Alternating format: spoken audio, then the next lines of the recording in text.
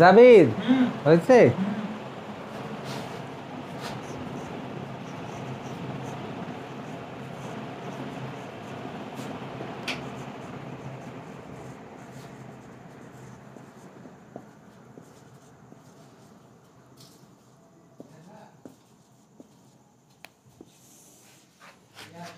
প্রিয় শিক্ষার্থীবৃন্দ, তোমরা কেমন আছো? আশা করি ভালো আছো। আমি একরূপ আছি। আজকে আমরা নিউটনিয়ান বলবিদ্যা অধ্যায়ের 8ম ক্লাস নিতে যাচ্ছি। আজকে আমরা পড়াবো টর্ক।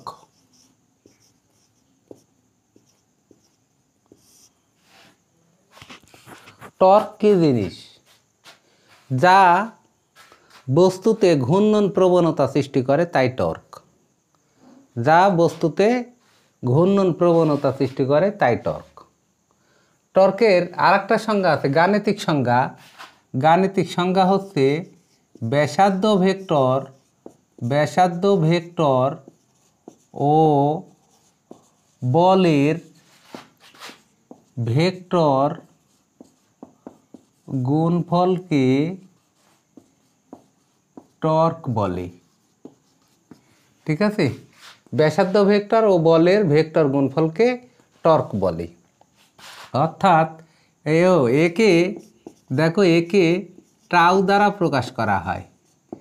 টাউ দ্বারা প্রকাশ করা হয়। তাহলে টাউ এটার ভেক্টর রাশি, tau vector is equal two ব্যাসার্ধ ভেক্টর ও বলের কি গুণফল? ভেক্টর গুণফলকে টর্ক বলে। ব্যাসার্ধ ভেক্টর ও বলের ভেক্টর গুণফলকে টর্ক বলে। ঠিক আছে? তাহলে আমরা সেদিনকে বলছিলাম যে এরকম আকারের যদি রাশি আমরা কোথাও দেখতে পাই, তাহলে সবাই সবার সাথে 90 ডিগ্রি কোণে অবস্থিত হয়। অর্থাৎ এখানে দেখো, এখানে কার কোন দিকটা দেখো, এটা হচ্ছে আর, আর এই দিকে হচ্ছে এফ, এদিকে এফ, আর এই দেখো এই কলম বরাবর টাউ, কলম বরাবর টাউ। তাহলে আর আর এফের মধ্যবর্তী কোণ কত? 90 ডিগ্রি, তাই না? তাহলে কলম আর আর এর মধ্যবর্তী কোণ কত? কলম এবং আর এর মধ্যবর্তী কোণ 90 ডিগ্রি। আবার কলম আর এফ এর মধ্যবর্তী কোণ কত? ও এফ যাচ্ছে উপরের দিকে, আকাশের দিকে যাচ্ছে, আর টাউ যাচ্ছে এই দিকে, তাই না? তাহলে টাউ আর এফ এর মধ্যবর্তী কোণ কত? 90 ডিগ্রি। অর্থাৎ সবাই সবার সাথে 90 ডিগ্রি কোণে অবস্থিত। তাহলে এখান থেকে আমরা কি লিখতে পারি দেখো, বা tau vector is equal to A cross B, মানে এ বি সাইন এই দুইজনের মধ্যবর্তী কোণ ইন্টু একক ভেক্টর একটা ইটা, বা tau vector is equal two দেখো এফ আর সাইন 90 ডিগ্রি মানে কত? 1, আর এখানে ইটা, এফ আর ইটা। তাহলে এবার আমরা কি করব, শুধু মান লিখব। টাউ ভেক্টরের মান কত? শুধু টাউ সমান এফ আর ইটা মানে একক ভেক্টরের মান 1। তাহলে লেখার দরকার আছে? ওইটার মান দরকার নেই। টাউ সমান এফ আর, বা tau is equal two F মানে কি? এফ মানে এম এ না? নিউটনের গতির দ্বিতীয় সূত্র, এফ সমান এম এ আর, টাউ সমান এম এ আর। ঠিক আছে? টাউ সমান এম এ আর। তাহলে এখান থেকে আমরা দেখো টাউয়ের একক এবং মাত্রাটা দেখাবো। এখান থেকে টাউয়ের একক এবং মাত্রাটা দেখাবো। টাউয়ের একক সমান, এম এর একক কি? ভরের একক কেজি। ত্বরণের একক কি? Metre per second square. আর আর এর একক কি? মিটার। তাহলে কি হলো? KG metre square per second square. KG metre square, টাউয়ের একক হচ্ছে KG metre square per second square. আর একটা একক আছে দেখো, এখান থেকে একটা একক পাচ্ছি। এফ এর একক কি? নিউটন, আর আর এর একক মিটার, নিউটন মিটার মানে কিন্তু আমরা জানি জুল। কাজের একক জুল না? কাজ W is equal to F S, এফের একক নিউটন, এসের একক মিটার, নিউটন মিটার। এর এককটা কি? জুল। ঠিক আছে, তাহলে আমরা দেখতে পেলাম যে টাওয়ের একক নিউটন মিটার বা KG metre square per second square. এবার টাওয়ের মাত্রাটা দেখাবো। টাওয়ের মাত্রাটা দেখাই। এম ভরের মাত্রা সমীকরণ এম, ত্বরণের মাত্রা সমীকরণ এল টি ইনভার্স 2, আর এর মাত্রা সমীকরণ এল। তাহলে কি হলো? M L square T inverse 2, M L square T inverse 2, এটা টাওয়ের মাত্রা। ঠিক আছে, তাহলে আমরা দেখো টর্কের আমরা সংজ্ঞা পড়লাম, তারপরে টর্কের একক পড়লাম, তারপরে মাত্রা সমীকরণটা পড়লাম, তাই না? এরপরে আমরা এটা মুছে দিচ্ছি, তারপরে কি লেখা যায় দেখি। এরপরে টাও ইজিক্যাল টু আমরা ওখানে পড়ছিলাম কি? এম এ আর মার, তাই না? তারপরে সেদিন তোমাদেরকে বোঝাইছিলাম রৈখিক বেগ ও কৌণিক বেগের মধ্যে সম্পর্ক হচ্ছে ভি সমান ওমেগার। রৈখিক বেগ সমান কৌণিক বেগ গুণ ব্যাসার্ধ, রৈখিক বেগ সমান কৌণিক বেগ গুণ ব্যাসার্ধ। ওই রকম এ মানে রৈখিক ত্বরণ সমান কৌণিক ত্বরণ গুণ ব্যাসার্ধ। রৈখিক বেগ কৌণিক বেগ ব্যাসার্ধ, রৈখিক বেগ কৌণিক বেগ ব্যাসার্ধ, রৈখিক ত্বরণ কৌণিক ত্বরণ ব্যাসার্ধ, রৈখিক ত্বরণ কৌণিক ত্বরণ ব্যাসার্ধ। তাহলে আলফাটা কি এখানে? আলফাটা হচ্ছে কৌণিক ত্বরণ। ঠিক আছে, আলফাটা হচ্ছে কৌণিক ত্বরণ। তাহলে টাও ইজিক্যাল টু কি হয়? এম ইন্টু এ মানে আলফার ইন্টু এ যে আর, এখানে ব্র্যাকেটে লিখে দিলাম এ সমান সমান আলফার, তাই না? আলফা নিয়ে কথা বলবো আমরা একটু, আলফা নিয়ে কথা বলবো, কৌণিক ত্বরণ নিয়ে আমরা কথা বলবো। দেখো টাও ইজিক্যাল টু কী হয়? দেখো এম আর স্কোয়ার আলফা, বা সেদিনকে তোমাদের বলছিলাম যে এম আর স্কোয়ার মানে জড়তার ভ্রামক, এটা বোঝাবো, এটা পড়ানো হবে, বুঝছো? ওইটাকে জড়তার ভ্রামককে আই দ্বারা প্রকাশ করা হয়, আই আলফা। এখানে আই সমান এম আর স্কোয়ার মানে কি? এটা জড়তার ভ্রামক। টাও ইজিক্যাল টু আই আলফা আমরা একটা ইকুয়েশন পেলাম। আর এটা মনে রাখবে, রৈখিক ত্বরণ ইজিক্যাল টু কৌণিক ত্বরণ গুণ ব্যাসার্ধ। আমরা কৌণিক ত্বরণের সংজ্ঞা বলবো, একক বলবো, মাত্রা বলবো, পরবর্তীতে বলবো, আগে এখানে দেখে নিই। তাহলে টাও ইজিক্যাল টু আই আলফা একটা ইকুয়েশন, তাই না?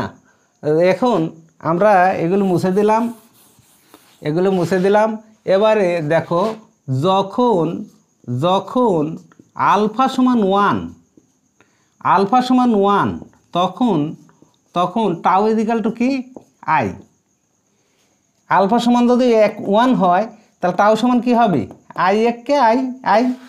তাহলে অর্থাৎ এটা কি? কৌণিক ত্বরণ, অর্থাৎ একক কৌণিক ত্বরণে ঘূর্ণায়মান বস্তুর টর্ক হলো জড়তার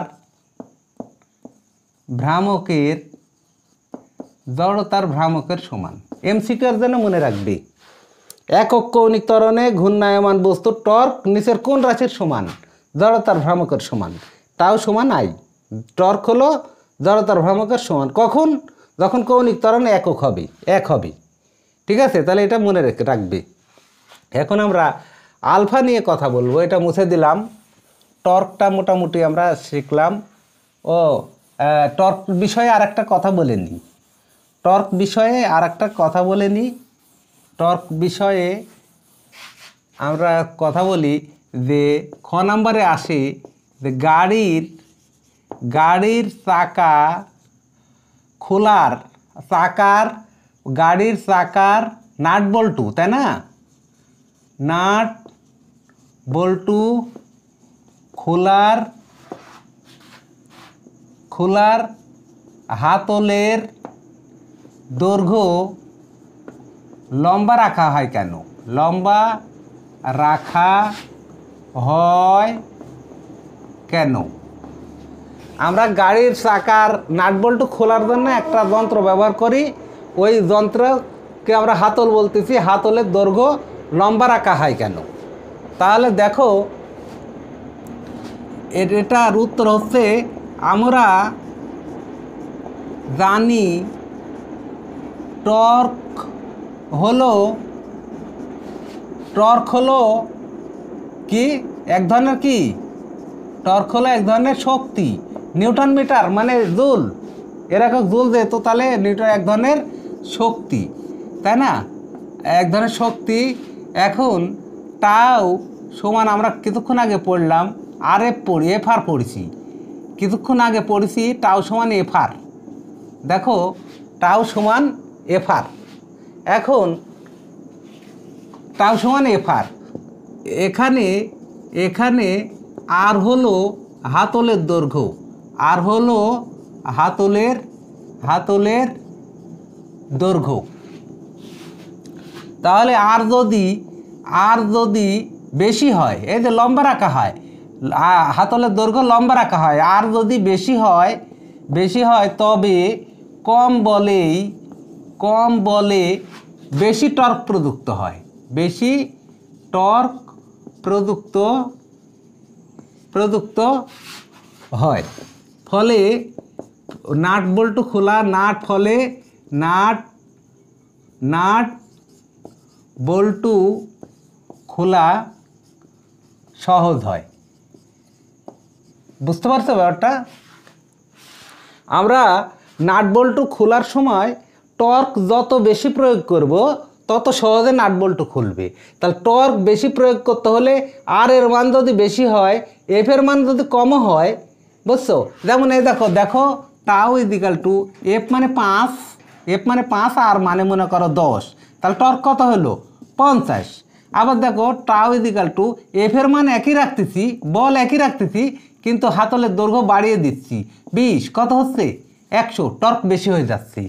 হাতলের দৈর্ঘ্য যত বাড়াবো টর্ক বেশি হয়ে যাবে, আর টর্ক যত বেশি হবে নাট বল্টু খোলা তত সহজ হয়ে যাবে। তাই নাট বল্টু খোলার হাতলের দৈর্ঘ্য লম্বা রাখা হয়। কথাটা বোঝা গেছে কি? আচ্ছা, তাহলে এটা থাক। এবার আমরা কৌণিক ত্বরণ সম্পর্কে পড়ব। দেখো কৌণিক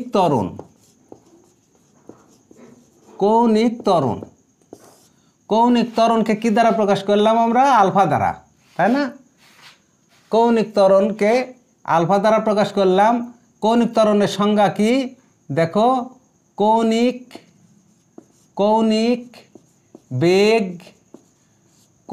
বেগ বৃদ্ধির হারকে কৌণিক ত্বরণ বলে। কৌণিক বেগ বৃদ্ধির হারকে কৌণিক ত্বরণ বলে। তো ধরি আদি কৌণিক বেগ সমান সমান ওমেগা নট। ওমেগা মানে কৌণিক বেগ, আদি ওই জন্য ওমেগা নট। আর টি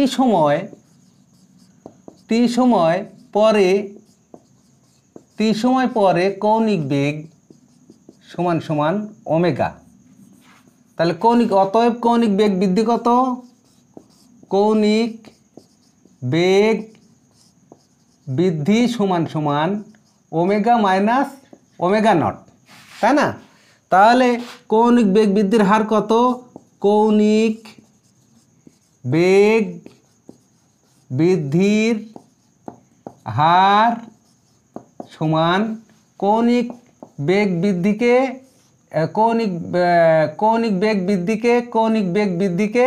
কি করব আমরা? সময় দিয়ে ভাগ দেব। তাহলে এটাকে বলা হচ্ছে কৌণিক বেগ বৃদ্ধির হারকে আমরা কি বলছি? আলফা। আলফা ইজিক্যাল টু কি? Omega minus omega not divided by T. তাহলে এখান থেকে আমরা ইকুয়েশন একটা পাচ্ছি, দেখো, বা alpha omega minus omega not equal to alpha T, বা ওমেগা সমান সমান omega not plus alpha T. বুঝছো? এই একটা ইকুয়েশান। এটা শেষ কৌণিক বেগ, আদি কৌণিক বেগ, কৌণিক ত্বরণ, এটা সময়। ঠিক আছে?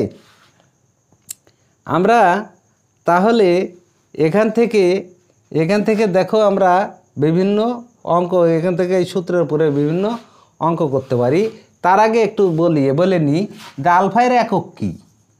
আলফা এর একক সমান, দেখো ওমেগার একক হচ্ছে রেড পার সেকেন্ড, এটা রেড পার সেকেন্ড, তাহলে উপরে রেড পার সেকেন্ড আর নিচে কি সেকেন্ড। উপরে হলো রেড পার সেকেন্ড আর নিচে সেকেন্ড, তাহলে কি হয় রেড পার সেকেন্ড স্কোয়ার। এসের উপর 1 আছে, উপরে মাইনাস, এখানে রেড পার সেকেন্ড স্কোয়ার। আর আলফা এর মাত্রা হচ্ছে দেখো T⁻²। কেন T⁻²? কেন T⁻²? এটা আমরা আলফা এর ইয়াতে দেখছি যে এখানে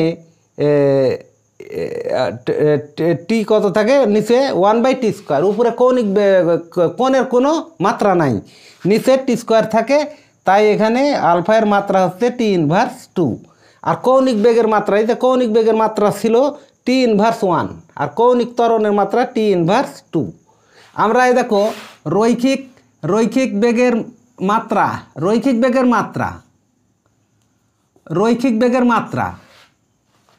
আরে দেখো রৈখিক ত্বরণের মাত্রা, কৌণিক বেগের মাত্রা। এটা কার? রৈখিক বেগের মাত্রা, এটা কৌণিক বেগের মাত্রা। অনুরূপভাবে এটা কার? এটা কৌণিক এটা হচ্ছে রৈখিক ত্বরণের মাত্রা, আর এটা হচ্ছে কৌণিক ত্বরণের মাত্রা। এলটা বাদ যাবে শুধু। অনেক সময় এভাবেও লেখা হয়, L⁻0 T⁻²। L⁻0 মানে কত? 1, এদের T⁻² থাকলো, এদের T⁻²। বিভ্রান্ত করার জন্যে L এর পর এরকম শূন্য দেয়, তাতে তোমরা ওইটাকে ঠিক বলে ধরে নিবে যে এটা অথবা এটা। ঠিক আছে? যেমন এটা এখানে লিখে দিলাম L⁻0 T⁻²। এটা হচ্ছে কৌণিক ত্বরণের মাত্রা। তাহলে আমরা কৌণিক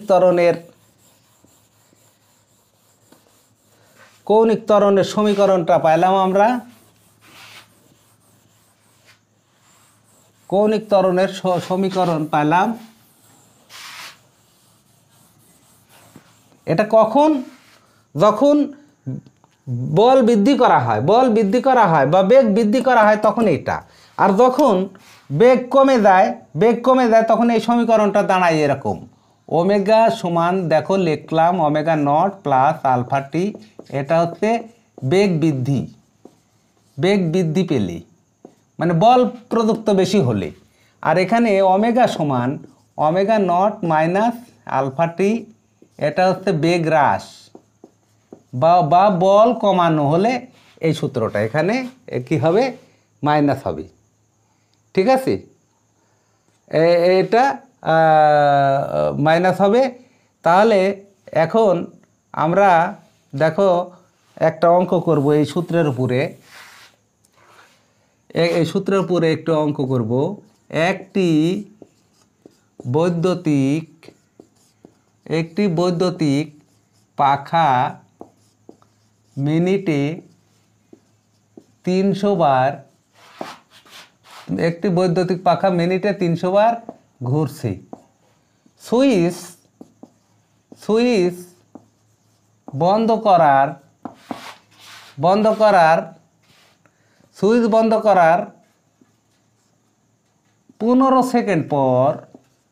15 সেকেন্ড পর পাখাটি থেমে যায়।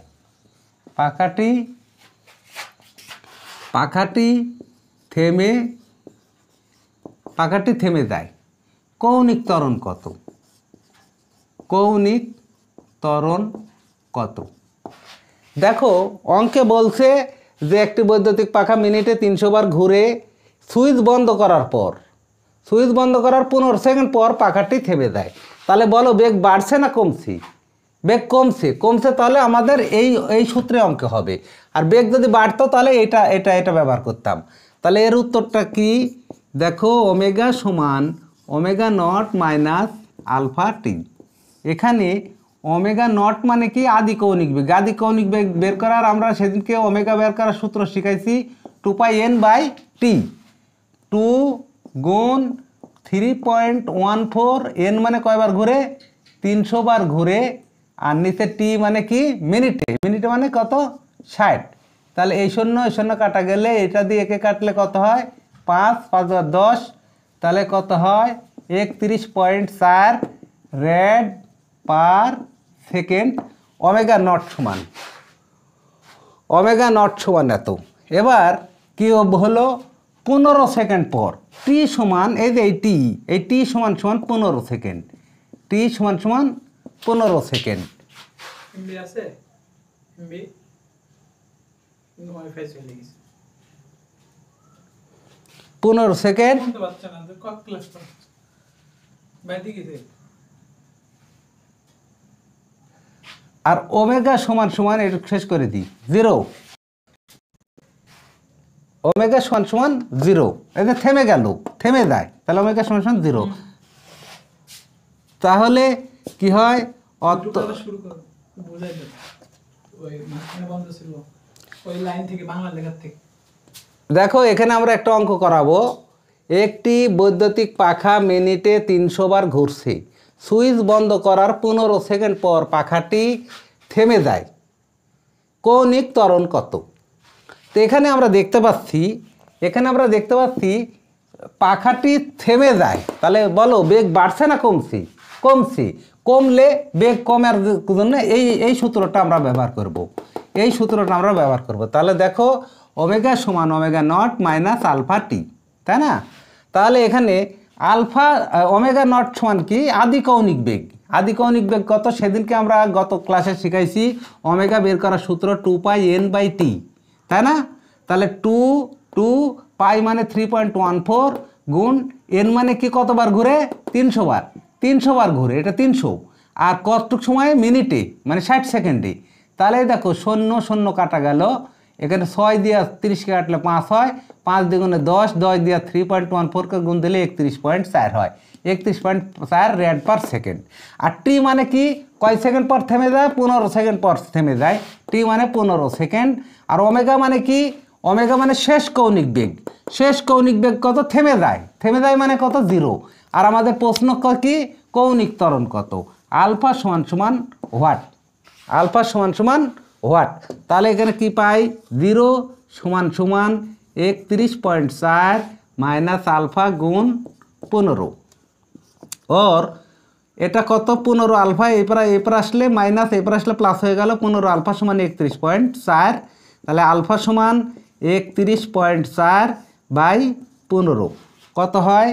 31.4 ভাগ 15। 31.4 ভাগ 15 তাহলে হবে হচ্ছে 2.09। 2.09 এত রেড পার সেকেন্ড স্কোয়ার। দেখো আমাদের কৌণিক ত্বরণটা আমরা সহজেই বের করতে পারলাম এই সূত্রটা ব্যবহার করি।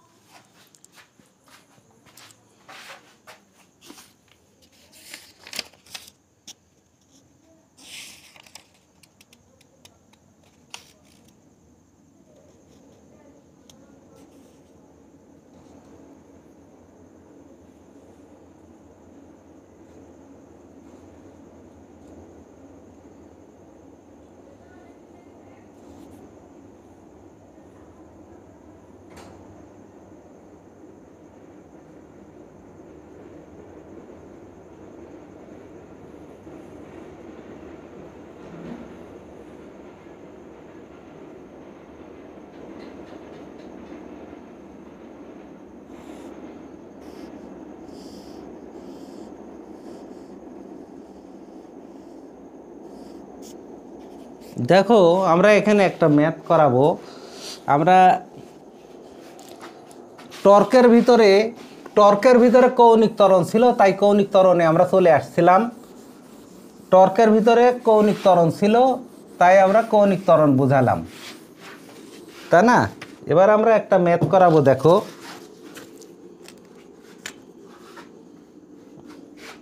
1 - 1 2 বিন্দুতে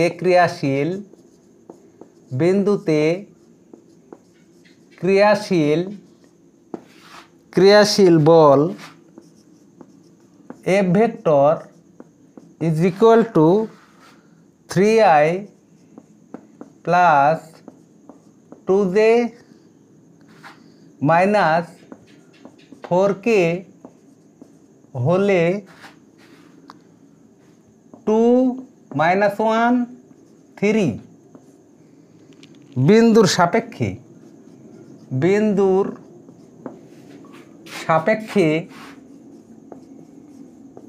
সাপেক্ষে বলের ভ্রামক নির্ণয় করো।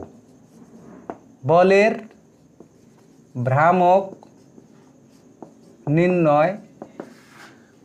ভ্রামক নির্ণয় করো।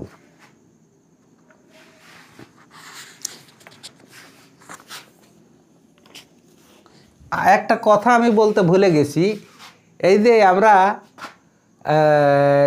টর্ক পড়ালাম, এই যে টর্কের আরেকটা নাম হচ্ছে বলের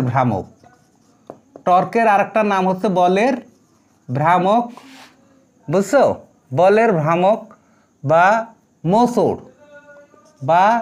মোচড়। তাহলে এখানে বলছে যে বলের ভ্রামক নির্ণয় করো, মানে টর্ক নির্ণয় করো।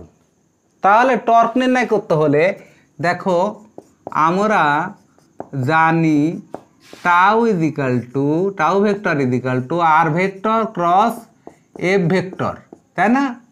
তাহলে এখানে আর ভেক্টর সমান কত? আর ভেক্টর সমান এত বিন্দু থেকে এত বিন্দুতে। তাহলে দেখো এখানে কত? 2 মাইনাস এখানে কত? 1, এত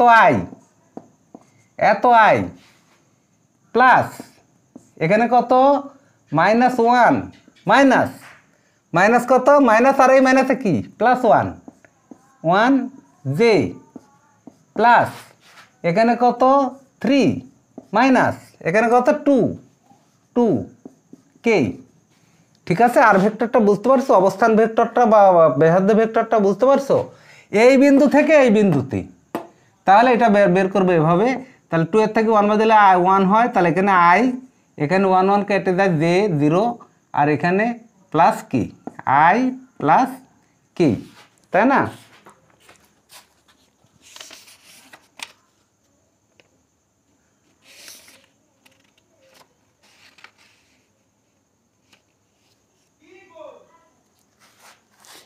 i প্লাস কে, আর এফ ভেক্টর সমান দেওয়া আছে, দেখো 3i plus 2j minus 4k।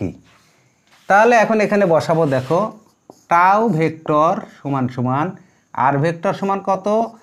i plus K cross 3i plus 2j minus 4k সমান আমরা ক্রস গুণন আগে ভেক্টর অধ্যায় শিখেছি।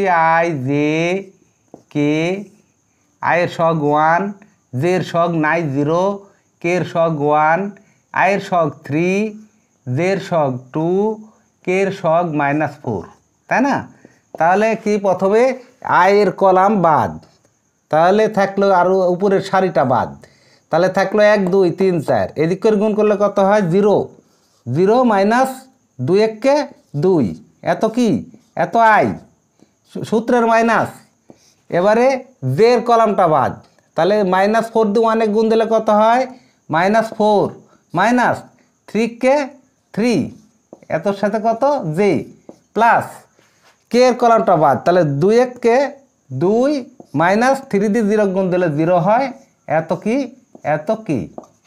তাহলে হবে দেখো -2i -4 -3 -7 -1 plus 7j 7J plus 2K, এটাই হচ্ছে বলের ভ্রামক বা টর্ক, বলের ভ্রামক বা টর্ক।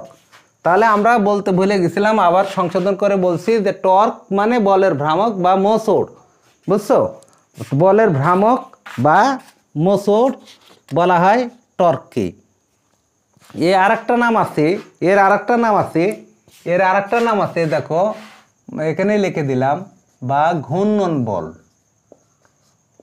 ঘূর্ণন বল।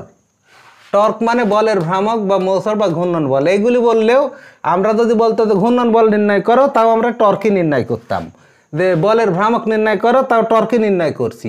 মোচড় নির্ণয় করো, বলের মোচড় নির্ণয় করো, তাও আমরা টর্কই নির্ণয় করতাম।